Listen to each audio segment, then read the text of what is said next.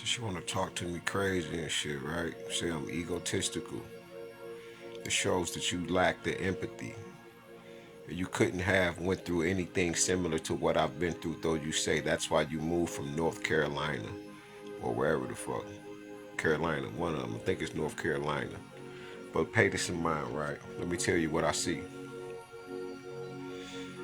When I first start talking to you, you start speaking. The first thing you wanted me to know was about the pew pews that you had. I think you said you had two pew pews. But this is what I saw. I saw you trying to use my anger to create a scene with Satori and Jaden, which is your 15, 16-year-old son and your 1 year old child. And what I was seeing was you trying to turn me and Jaden against each other. These are your children, right? Get me in a mentality where I'm pissed the fuck off and we getting into it, which I'm not going to do, but this is what I saw, right? When you spoke about the pew pews, and I'll tell you the reason why I had that's a gift too. That's one of the declares I have. But pay attention, right? What I saw was you literally creating this scene about how you was afraid for your life and how you were going to unalive me, right? And you were going to say that you were threatened by my actions, my behavior, and you didn't know what to do, or Jaden, you would be grooming him to do it. This is the whole scenario. The shit flashed before my eyes like this. Like I'm talking about, it stayed there, and I watched the scene play out, and I was looking like, but I had just met you. So I was like, maybe I'm thinking too deep into it.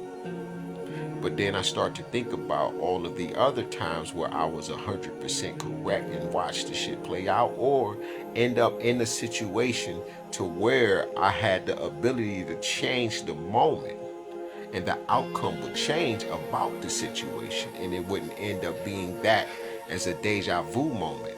This is how I'm like, this is still astral projection. It's just another form of it because you're in a trance. You're in space. You're drifting. You know, you got to be brought back to reality because you ain't here right now. Yeah, your body here, but you some goddamn where, hey, wake up, type shit, right? Same thing happened on set when I touched the pew pew, the rifle on set. As soon as I touched it, I saw me getting unalived in the woods, shooting a particular type of scene. And then when I asked about the scene, he told me about the scene. I said, wait a minute, what? I just had that vision before he spoke it. But my mind said, check the rifle. When I checked the rifle, it had live rounds in it, real live rounds. Oh man, you know we will make these mistakes. And then he gave me get back the rifle after he take the rounds. I said, oh, I never went back. That's why I don't act no more. On top of me asking them, yo, hey, can I get the script? I never get it. I want to read the motherfucker so I can see how the character that I'm playing, which is the hitman and the bodyguard, is going to get unalived. I keep getting these little pieces, these improv moments and shit like that. That's cool. And I was, man, don't get me wrong. Listen, man, I love doing what I was doing. I was falling in love with them, but their energy wasn't right. It wasn't balanced. The shit was out of whack all over the goddamn place like that. And the more I went around, the more I start to see what was happening to me. I didn't like the way I felt. You got to think, you're talking to somebody that went to the penitentiary on purpose. See that? I wanted to change. Everybody knows. Everybody knows. Because my victim, all right, he he ended up passing away. Y'all has something to do with that. because you were trying to get me to be in there for the rest of my life. The problem was when he passed, I was nowhere around. He passed in his sleep. It ain't got nothing to do with me. So when the lawyer that you've been to his house, see, I can see. That's how I knew that you've been to the lawyer's house. Then, I say, we talking, then you tell me you've been there. I said, wait a minute. Did you know I can see his house? I can see inside his house. The kitchen, the table, the background, like that.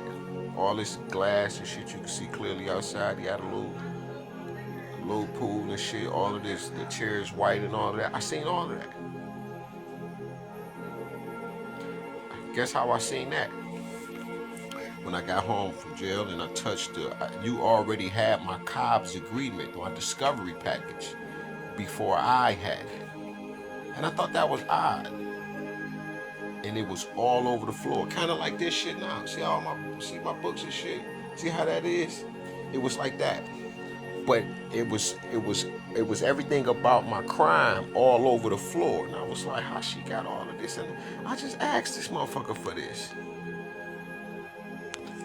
As soon as I picked up a piece of paper, because I wanted to read my shit too, like y'all was reading, I seen everything. I seen you had sex with the lawyer, everything. By just touching the shit. This is what I'm telling you, Ashley. This is why I said all y'all going to the penitentiary, because I can see it. Y'all go through my moments and shit, right? The little confusion shit that I go through because of the patience, the timing, the temperaments, the isolation, all that shit. It'll get to you. But what the penitentiary taught me was just that. Not only did it teach me that, it taught me how to go within. When somebody tells you I've traveled to each atom inside my body, I didn't even know you can do that. People need to really pay attention to the shit that people tell them. And even though you know them, you need to really listen to that kind of person. Because not only do you know them, you know that they on that, they about that life, they on that. When the niggas say, yo, I strengthened every muscle in my body,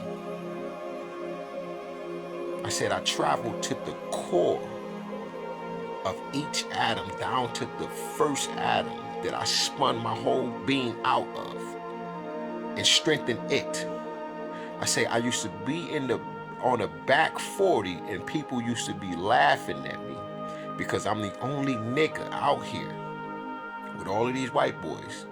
They out here tanning and shit, getting ate the fuck up, and it's me.